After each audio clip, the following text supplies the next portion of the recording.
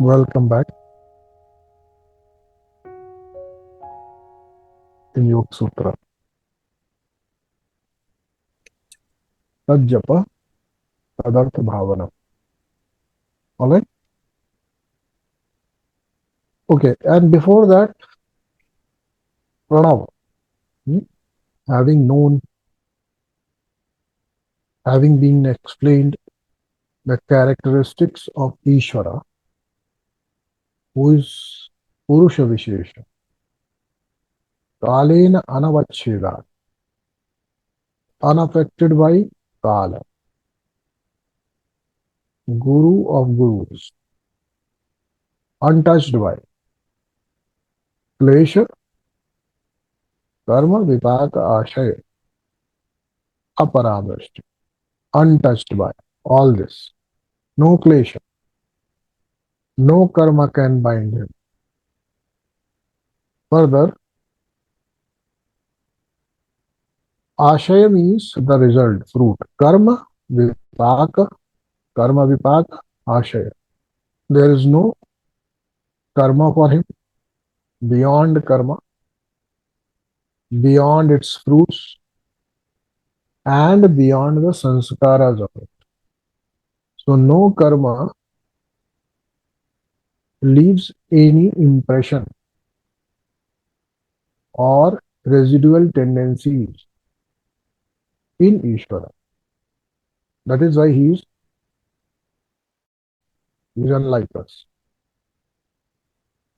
Now, from the perspective of dualism or trinity, in which we have Purusha, Jiva, and Prakriti.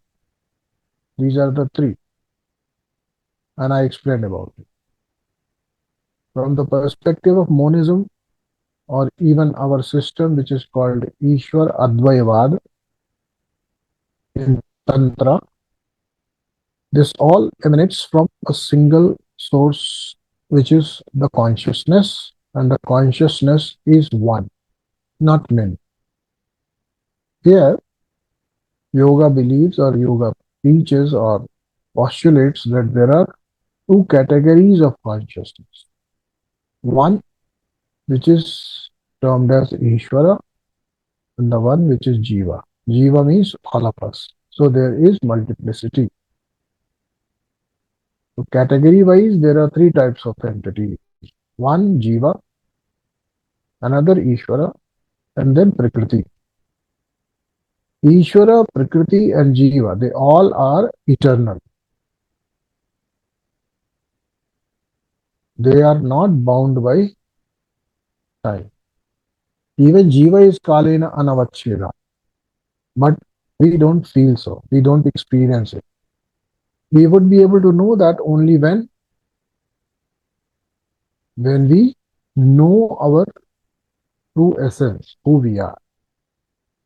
When we recognize the Purusha Tattva in us. So Sankhya philosophy, 25th Tattva, Purusha, when we recognize beyond the ego, beyond the Mahat Tattva or intellect, then we will see who we are. Then we will see our immortality.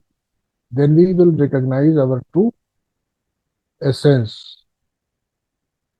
How in relation with Ishvara we are placed. This is in the system which yoga is proposing. More practical, because theoretically you may understand that there is only one consciousness, and that consciousness is divided, multiplied, and seemingly creates this spectrum of multiplicity. But in our own experience, do we feel so? No. Even amongst jivas, we find that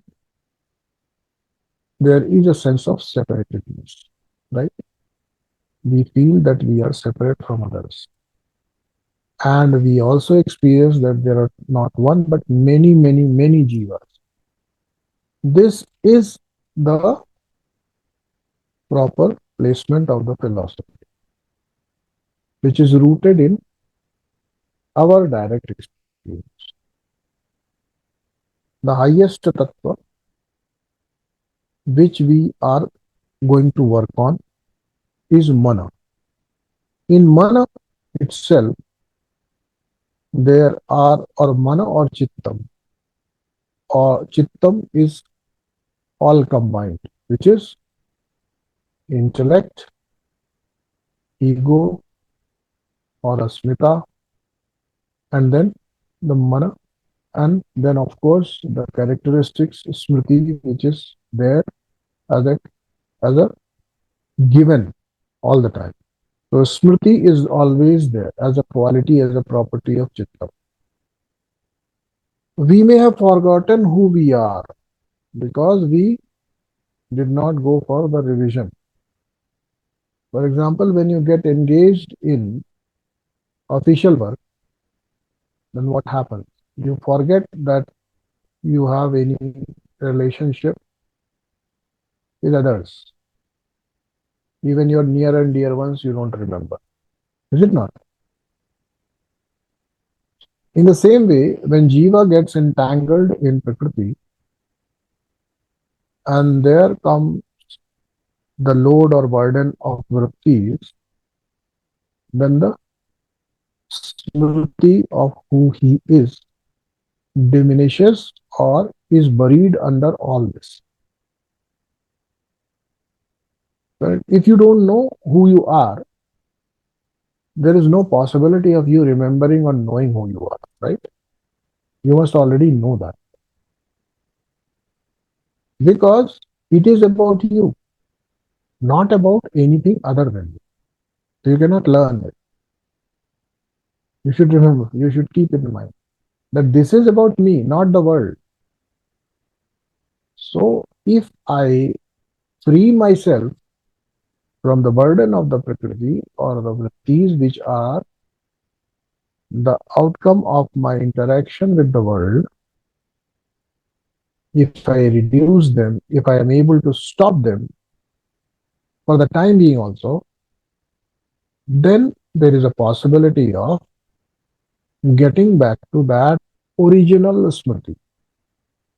Correct? What is that smriti? That original first smriti would be who I am. Beyond that, all these incarnations which we carry on, we continue to take, even in this lifetime, so many incarnations exist within one personality. Organized multiple personality disorder we suffer from or we enjoy. You become a different person in front of someone else. You become a different, altogether different tonality person in front of different people. Yes or no? The same person switches the role immediately. He becomes a father, he becomes a son, he becomes a wife, he becomes a husband, so on and so forth. So many things. Single individual. When a person is operating as son, at that moment he forgets that he is a father or he is a husband. The moment he becomes a husband, he forgets that he is a father and he is a son also. Right? This is our entanglement. And the world of Prakriti, world of Maya is so engaging that unless we create a vairagya, that we elevate ourselves beyond the like and dislike and this our continuous desire for engagement in this world, we cannot get rid of the vrittis which are going to cloud our spirit. For example, if you are given the task of remembering something of your past and say, I can't recollect, okay, let me settle, let me sit down for a while, leave me alone, probably I'll be able to recollect. Is it not? This is how you recall your feeble memories back, hmm? Some lost memories. When you miss out anything, you see, okay, give me some time. Let me just focus, let me concentrate. And then what happens? After a while, when you disconnect other vrittis, you calm down yourself, you are able to remember something which has happened in the past. To know your original identity, I'm giving a different kind of understanding. To know who you really are, the original identity, the first memory of you, your own being, which means your own existence, is the first smriti you have. That is getting clouded. The system of yoga says, unclutter. Let just put it to freeze. Let us not entertain the world at all. So that my mind is free of all the ripples, and that will facilitate, that will enable me to have a look deep down to the bottom of the consciousness and this chittam, and I will recognize, I will be able to see who I am. Now, vrittis, when we engage in this world, there are so many vrittis based on our desires, our agendas, our aspirations, our likes, our hatred. So many. We are driven by that. And about different things, different people. We are connected to people, we are connected to things, we are connected to life situations. We are also connected to objects in a very strong way. This is not. So our mind is full of objects, people, associated expressions, the dialogue, the chatter, your interests coming to you from different sources. Your mind keeps hopping so many ripples, so many vrittis, so many smritis, so many vasana. And then you also have your own inner desires to fulfill some agenda in this life, right? That actually clouds your vision. That means if you treat that, I want to see through this ocean below, I want to peep into the ocean, bottom of the ocean, I want to see. What will you see? Not only outer currents, but also if there are any inner currents that need to be calmed, or else you will not be able to really see the bottom of the deep ocean which you are in your chitta. So yoga says you have to calm down your mind. You have to still your mind. That's the ultimate objective. But initially, you should have some control on your mind. Then only at the end, you will be able to stop it. If you don't have a brake in your vehicle, then you may not be able to stop at all, probably. Correct? In the same way, the brake actually slows it down, but the ultimate result of slowing down happens what? It comes to a standstill. It stops. That means slowing down is equivalent to stopping. So we need to work on our mind, and we need to learn the methods to slow it down without losing its attentiveness and sharpness.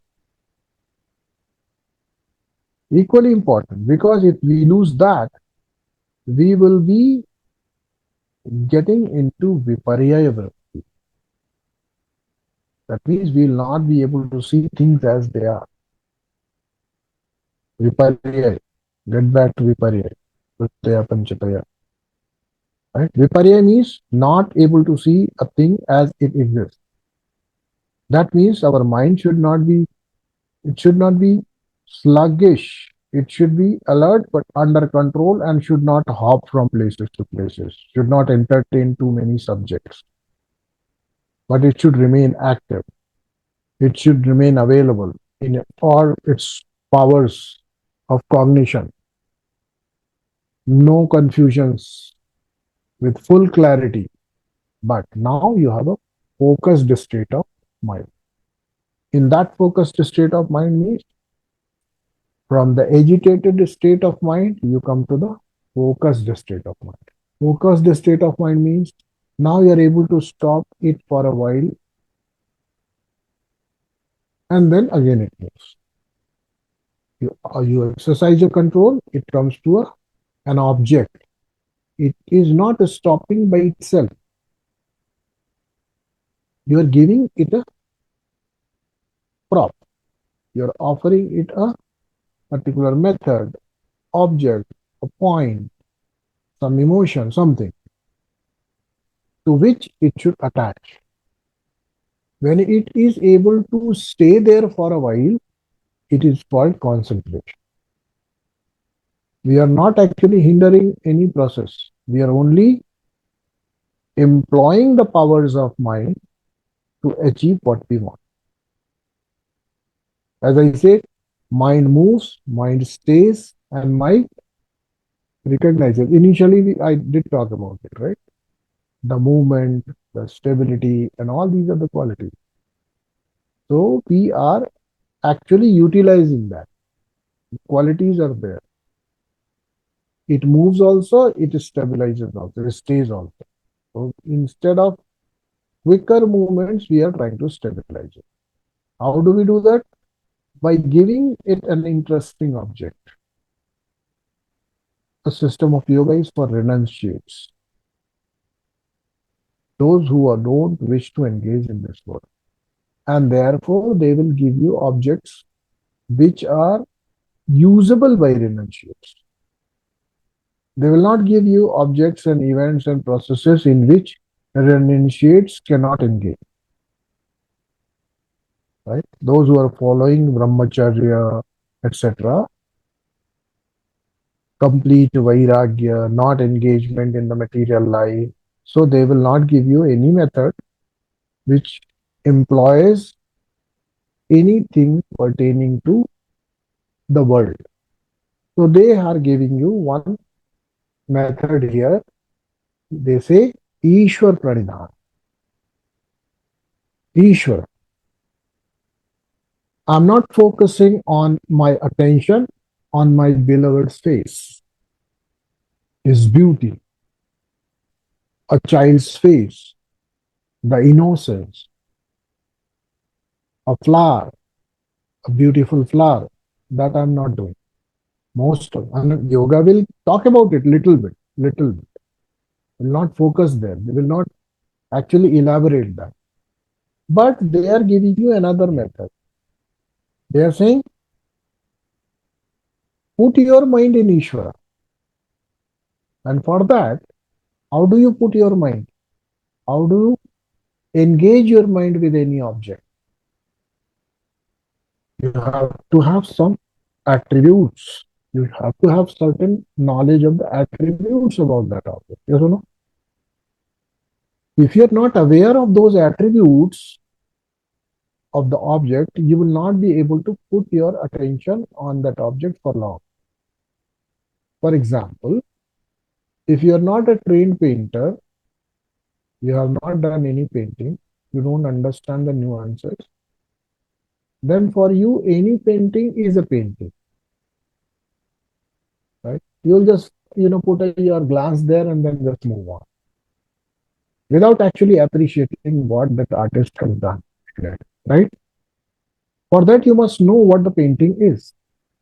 What are the different strokes? What are the different things in it? In the same way, Patanjali could have said, Ishwar Pranidhanadva and finished. But he says, no, you can't do it. Because you don't know who the Ishwara is.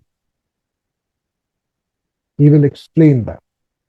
He will tell you what all qualities he has. And all qualities he has spoken in brief and many other qualities. The rule is, it is not sullied by action. It is not contaminated by any of its decisions, but it takes decisions, it intervenes, it gives us the fruits of our karma, it does justice, it offers us the fruit of all our actions, good or bad. It defines our lifetime, it puts life in this body itself for us to be able to experience this world. All that he is doing, but he is not getting the fruit of it. He is barred. He is beyond the fruit of it. Ishvara. This is the place of Ishvara. It is his world, and therefore he cannot be punished for or rewarded for whatever he does in this world.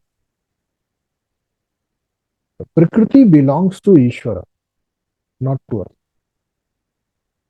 Whatever tangible we have in this world, whatever we are able to experience, subtle or gross, it is the category of Prakriti. Prakriti is owned by Ishvara, and therefore it is his property. He doesn't need any reward, he cannot be punished. And he does not suffer with the what you call sanskara or vasana. That is also there. He doesn't create vasana. His karmas don't create vasana. Our karmas create vasana. Why? Because our mind is not 100% sattva. His mind is 100% sattva all the time. Purusha Vishesh. 100% sattva all the time. And therefore, nothing sticks to it. No vasana can actually even enter there. No sanskara can affect.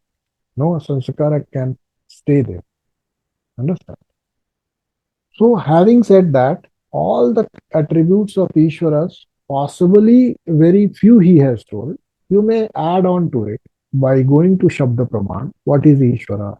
How it is defined in Vedas, in different scriptures. You can collect so many other characteristics and qualities of Ishvara. It is up to you. But basically, the purpose of telling you all this is that once you start focusing your mind, putting your mind in Ishvara, you have something to contemplate on, something to engage yourself there. Even if it is a sense of awe for you. How come Ishvara does it? Does everything is not affected by the fruits? Even if it is that, doesn't matter. But you have something to engage with. All these qualities, the gurus of Guru. Now for you, something is there. When you say Ishwar pe dhyan lagao, put your attention on Ishwara. What is Ishwara pe dhyan? Who is Ishwara? You'll ask. Then all the qualities you tell. This is Ishwara. Okay, this is Ishwara. Oh, very special. Whether you believe or not. But if you understand what is it, in your imagination it starts existing.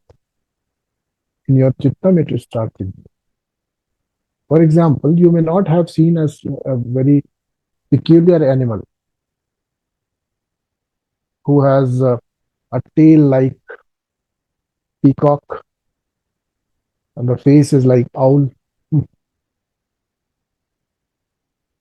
and the feathers are like what you call ostrich, all that. But if I just explain it, tell you once, the creature is there in your mind, is it not? Even if it existed outside or not, doesn't matter. Now the creature is available for you to find out. Even if as a logical, very, very practical person, no, who is Ishwar? I don't believe in it. Don't believe. You don't have to believe in my description. I just told you, you have it. But for sure, you should also be pondering on who creates this world. Then the answer comes. Patanjali postulates Ishvara. Right? For you, the answer is ready, na? You want to know who created this world? He says Ishvara created it. Who is Ishvara? This is Ishvara. You may doubt. You may say, I have doubt about it. Then you may ask, who created Ishvara? That is up to you.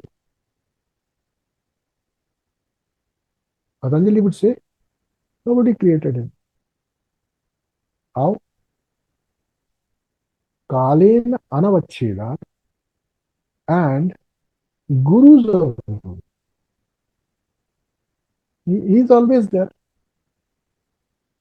For us, this is the most difficult part, let me tell you. Beyond comprehension. How can a thing not be created and still exist? No creator of Ishvara, but Ishvara exists. But by the way, let me tell you, there is no creator of the Prakriti also, and Prakriti exists. And the Patanjali goes to that extent also, and it says, Jiva is also in that category. Nobody created you, you exist. Understand? You are also eternal.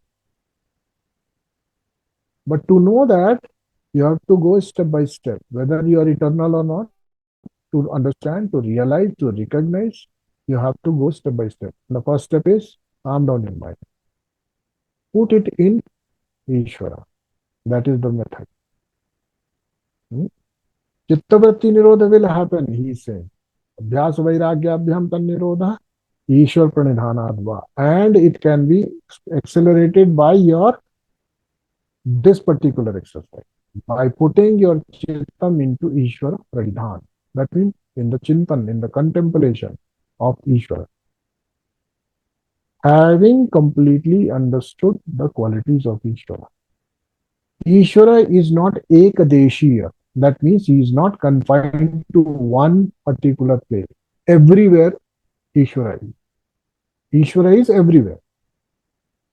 Sarva Vyapi. And in all times. Does anything like that exist? All times and everywhere. Have you seen anything like that? That which is available in all the times and is everywhere. Have you seen anything like that? Do you have any experience of anything like this? I'll give example. It exists. And I'll tell you example. It is called Akasha. Well perceived. Does it not exist everywhere? If you can see Akasha being there everywhere, you can't say this Akasha is not that Akasha. It's the same Akasha everywhere. Right? And the same Akasha witnessing all the flow of all the objects and creations and destructions of all physical other entities. Yes or no?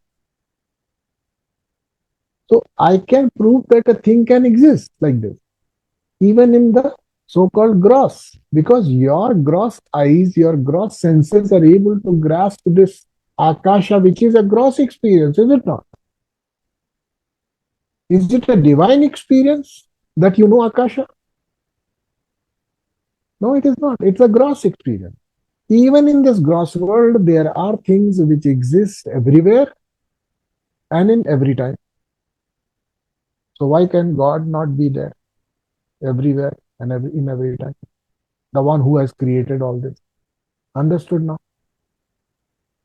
So, I mean, you should know that the God is one who is everywhere and he is there every time.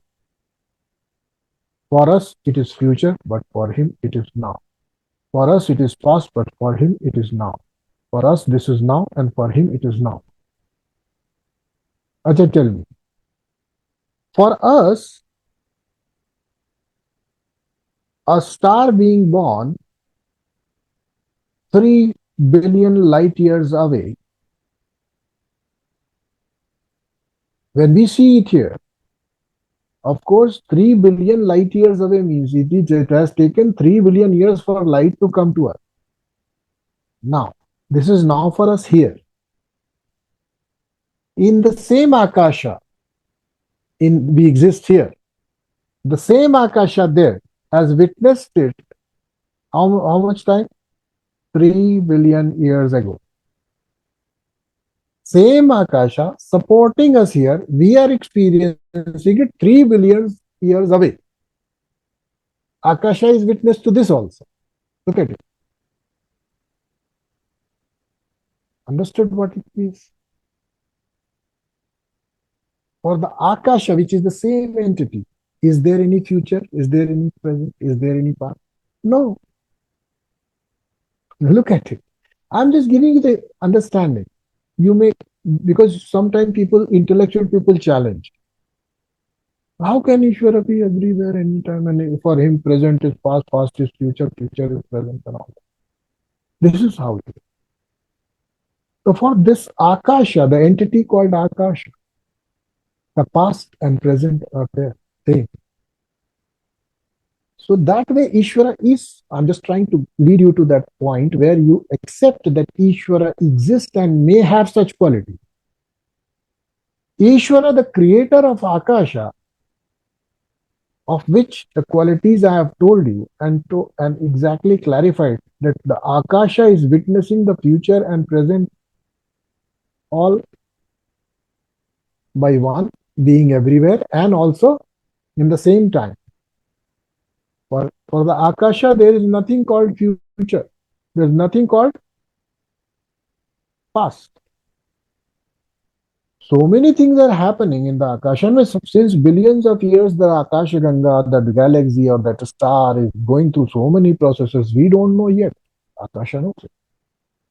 We will come to know about it after 3 billion years. Akasha knows it. Knows the past and knows the future also. You see, for that point is future. Akasha knows that in advance because the information itself is flowing through Akasha. Is it not? Akasha knows that this information which is present here will become future there in this much time. Is it not? Is there any future time for Akasha? It is present for it. In the same way, postulate an entity which is called Ishvara beyond time,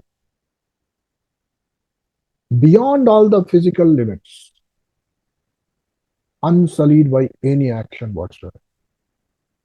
I mean, Akasha is the nearest comparison I can give. In this Akash, can you cool it down? Can you heat it up? Can you make it dirty in any case? No. Can you? You can't do anything about it. Akasha, you can affect it. It supports everything. In the same way, Ishvara, it is not sullied by any of our actions. We can't deform it. We can't sully it. We can't make it wet. We can't dry it. If Akasha can behave like that, Ishvara, the creator of it, think about it. No action whatsoever can affect Ishvara. Yes, Ishvara exists like that.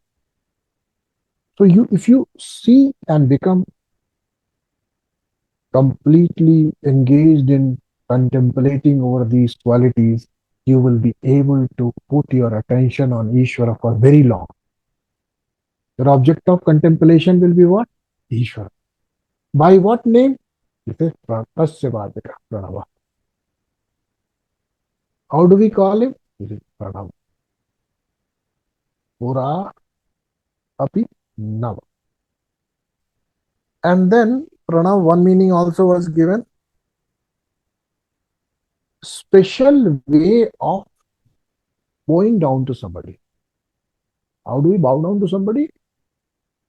In very, very special way. That means Pranava also means special, very, very special way of offering your respect. Offering your respect by just chanting Pranava. What you are doing? You are doing special namaskar to that entity. That is why it is Pranava. By chanting Om, you actually not only calling that entity, referring to that entity, you are also humbly bowing down to that entity. This is the significance of this specific word called Pranava. And this name, as I told you then, is not given by anybody. Because nobody pre-existed Ishvara. Ishvara never born to anyone. So who will give him name? Who will give? That means this is the name, and also this is just signifying Ishvara himself. It's not name. Pranava is Ishvara. Understand the power of this particular Pranav word Pranav. Om. Om is Ishvara himself.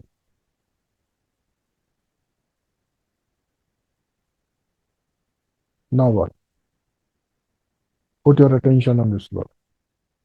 As if you have found Ishvara.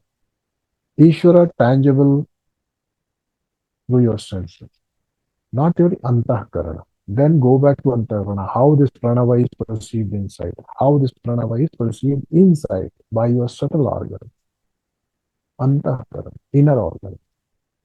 External organ, yes, I hear this sound, Om.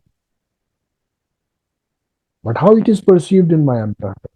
If you understand that, you have come closer to Ishvara. One more step closer to Ishvara. Tad japa. Tadartha bhava. Japa means what? Taking name, chanting Om. So every time you're chanting Om, who is getting the attention? Who is getting attentive when you're saying Om? Who? The Lord himself, Ishvara himself. It is his name. So how Om is to be chanted? Om is to be chanted as if you're calling Ishvara. And when you call someone, don't you have a preemption of, if I am saying Om Narayan Shukla ji is coming, I will definitely know not a woman figure is going to walk towards me. This is not. I have an opinion about it because I know him. I somewhat know him. It is my direct experience. So once I am saying Tad japa tadartha bhavanam, which means when I am chanting Om, I completely know whom I am calling, what is the attribute, what is his quality.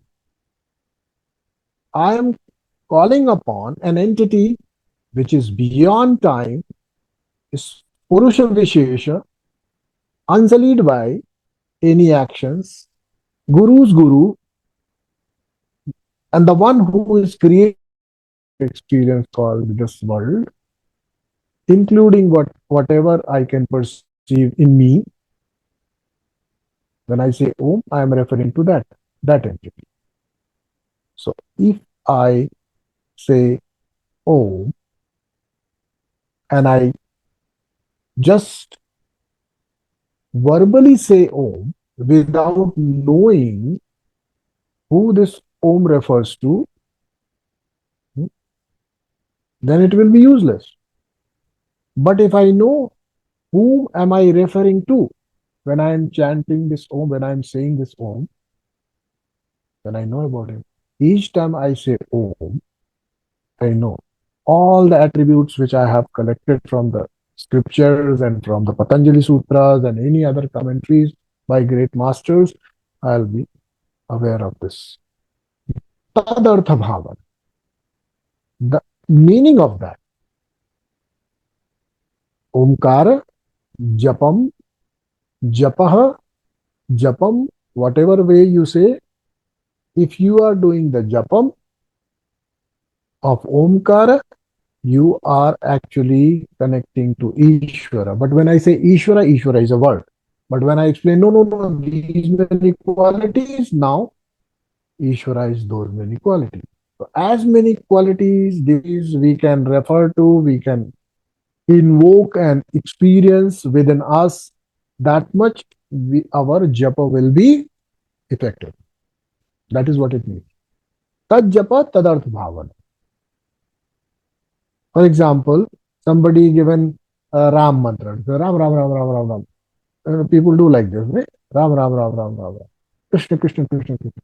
See, so many copies of Krishna should have happened to him, but they don't happen. So many copies of Rama would have happened to him, but they don't happen. Devoid of that characteristic or the quality of Rama. Who is Rama? If he doesn't know, then Rama will be simply the Rama will be simply a human being or a king of Ayodhya. Or maybe if he doesn't know the story of Rama, suppose I give you just example hypothetically, if you don't know who the Rama is, even you don't know this much that Rama is the king of Ayodhya, Rama is a male, then saying Rama will bring about any effect, any imagery in your mind. Not possible. Will invoke any good or good quality. Suppose I tell you the name Rama belongs to a demon, and you are not aware that Rama actually means a divine human being. Then every time I say Ram, क्या राक्षस का नाम है, right? Because I don't know, because you have not been told. So therefore, knowing the qualities of that word, that person, that entity is very important. And when we do japa, we need to focus on that. Name is not important. Even here, the Om is not important. The virtues of Ishwaras, the qualities of Ishwaras, the characteristics of Ishwaras are important. Every time I say Om, I need to focus on quality. Second time when I say Om, I need to focus on some other quality like that. I'm not telling you the sadhana, but I'm just telling you how Patanjali is trying to give you a method to put your mind to some subject where it is happy and happily engaged. It is concentrated. And only a happy mind can be stabilized. Happy mind can be focused mind. So at the end of it, Patanjali is also going to give you many, many methods to do it. And all these methods are calm your mind and bring it to that state of happiness. Because a happy mind is meditative mind. Happy mind is that kind of mind which can be put to the Ishvara, put to the Atma Chintan. Otherwise, it is not possible. Unhappy mind will be thinking about the problems. Unhappy mind will be engaged in solving the problem. Unhappy mind may be brooding over the problem, if not solving or, is it? Unhappy mind cannot focus on anything other than the cause of unhappiness. But the happy mind has this capacity that it can focus, it can shift its focus from the object of happiness to a different object altogether. This is the quality of happy mind. Unhappy mind sticks to the object of discomfort, of unhappiness. But the happy mind switches over. This is so much important for you to understand that a happy mind can easily switch from one object to another, one object of content, one object of attention to another object. So easily. But unhappy mind cannot. It cannot switch. But happy mind happily switches. Is happy by contemplating on only Pranava, which is just a means. And if my mind becomes happy, this mind can can be put into some investigation of the similar class. Currently, you are only investigating qualities, But suppose this happy mind is asked, more happiness can be given, more happiness you can attain. Here, the happy mind will be happy to switch. Unhappy mind, without resolving unhappiness, cannot move forward. But happy mind is a flowing mind. Happy, I can place my attention to anything. Currently on Pranava, tomorrow, the next moment, if you ask me if I'm happy, place my attention to myself, I will place my attention. I'll not say, why? क्या करना है? क्यों? All that. But happy mind takes risk, capable of taking risk in a positive way. All that is possibility. The good possibilities are there only when we are able to make our mind happy. And this state is very useful in further taming our, calming our, stilling our mind. So give your mind so much of divine beauty, divine expansion beyond your limits. If you are giving God, someone who is beyond time,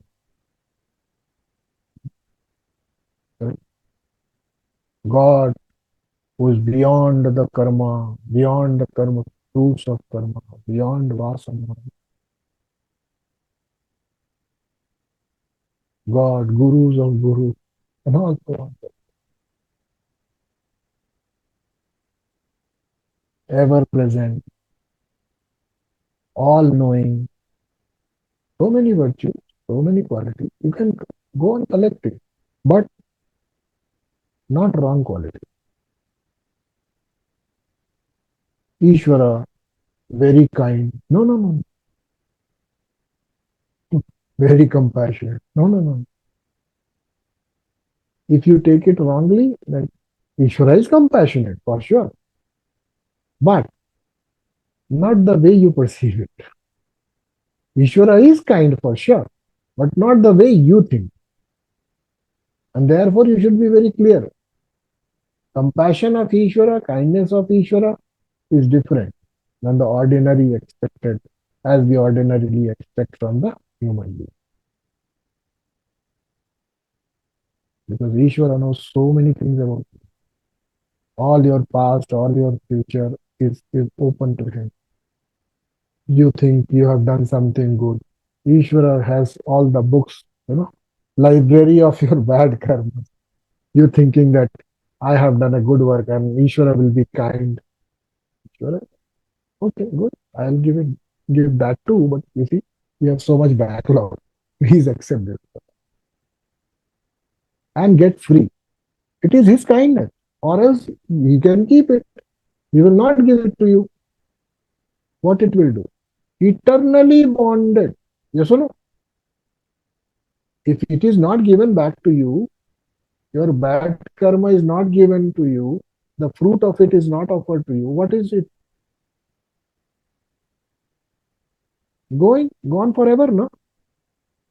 Keep receiving rewards of good karma, bad karma later. Whenever you say, I want to get liberated, all bad karma is here. First, bear all that, take the fruit of it happily, go for so many lifetimes, because from so many lifetimes you are enjoying 1 lakh lifetimes, you are only being given good karma results, bad karma and keeping. It is out of compassion and kindness that God is offering us both. So, His compassion and kindness should not be misunderstood. He is compassionate, He is kind, He is everything, but He is just. Justice, deliberate justice. Interested in your progress. He is not interested in your stepping your ego. He is interested in true progress. So that way, God is always going to be at the seat of a judge, but a compassionate judge. Will give as much as you can take up and chew, in a life, not beyond. 10 जन्मों का दुख एक जन्म में नहीं देगा, इसी जन्म में जितना भोग सकते हो खाएंगे।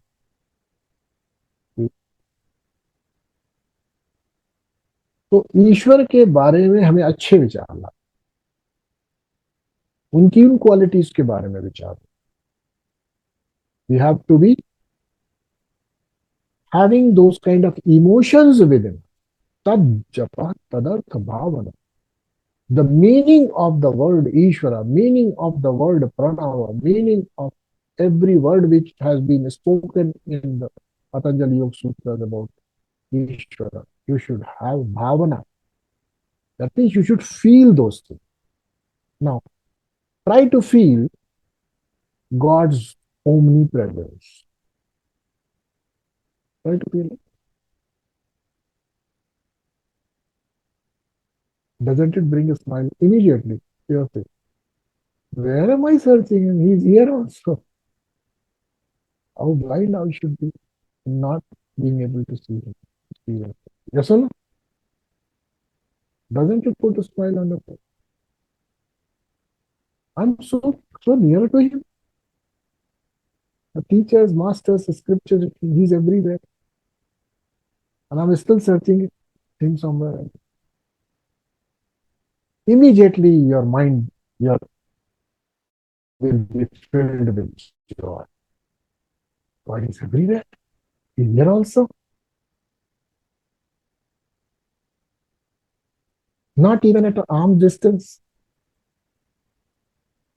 I'm sitting in God, breathing in God. So एक एक क्वालिटी पिकअप करो, ओमकार के साथ उसका भावना करो। ये पतंजलि कह रहे हैं। ठीक है, मैं अभी ये करने को नहीं कह रहा हूं, लेकिन बता रहा हूं ये पतंजलि कह रहे हैं।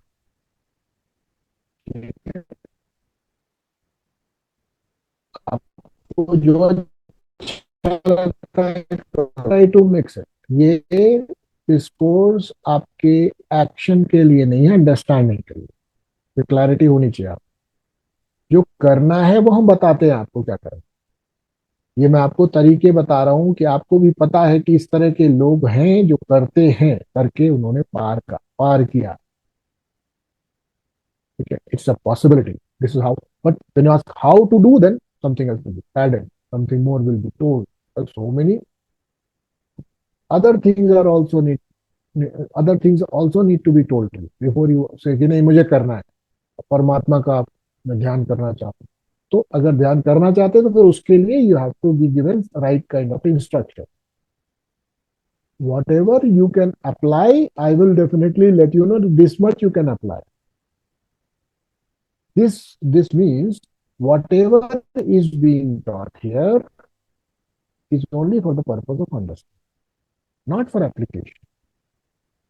Not exactly. But if you want to get it applied, that is why applied things I am giving separately.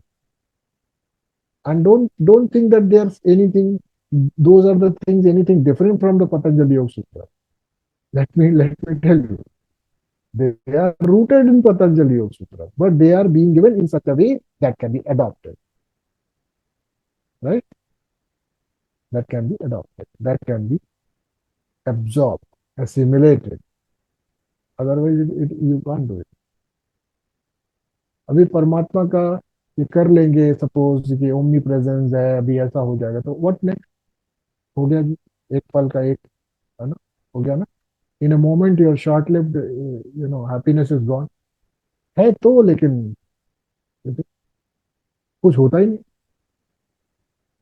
तो that is why these are the things, as I said, once you say om, the presence, another, any other quality, so many qualities can be given.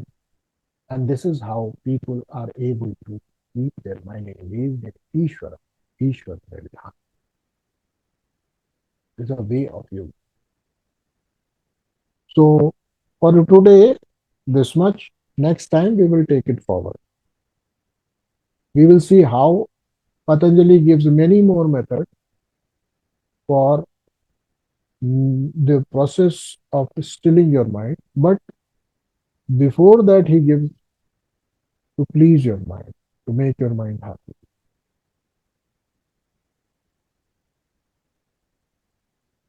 All right.